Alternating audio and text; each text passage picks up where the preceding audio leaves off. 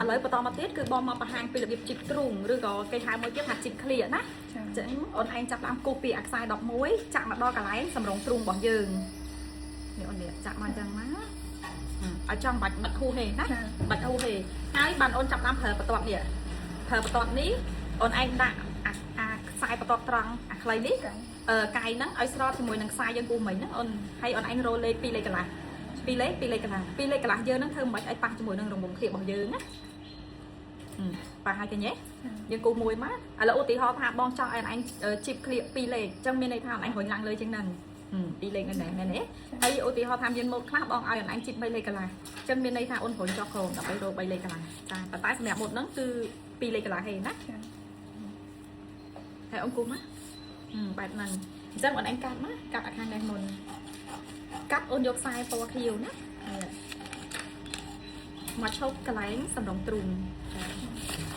វាមាន2ខ្សែខ្សែបៃតងនិងខ្សែពណ៌ខៀវមានន័យថាខ្សែលើនិងខ្សែក្រោមមុនចាប់ខ្សែក្រោមមុននឹងបន្តវីដេអូនាងខ្ញុំសូមបង្ហាញពីសៀវភៅក្បួនកាត់សម្លៀកបំពាក់របស់នាងខ្ញុំដែលមានច្រើនម៉ូដតាមតម្រូវការរបស់បងប្អូនសម្រាប់បងប្អូនដែលចង់ចេះកាត់សម្លៀកបំពាក់ដោយខ្លួនឯងបងប្អូនអាចសាក់លបងជាវសៀវភៅក្បួនកាត់សម្លៀកបំពាក់ពីកន្លែងនាងខ្ញុំបានច្បូតវាត្រង់ណាហើយបានច្បាច់វាឲ្យស្មើជាមួយនឹងខ្សែបៃតងចាច្បូតនេះអូនសាក់សៀបមើលស្មើណាបើវាលើកឬវាខ្វះអត់ត្រូវអូនចាំឲ្យត្រូវបិទបាន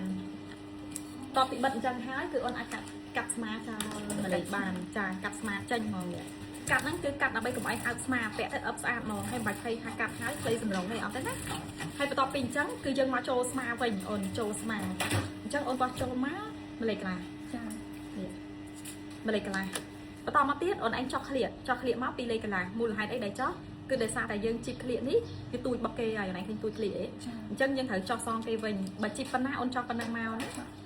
កាត់កន្លែងស្រួច7ហ្នឹងកុំឲ្យមានចុចទេអូនណាកុំឲ្យមានកណែតឲ្យវាស្មូតមកស្អាតចឹងហ្មង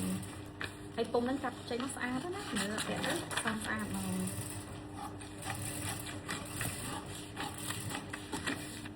អញ្ចឹងឥឡូវបងបង្ហាញពីរបៀបខ្វៀលនេះហ្មងទៅណា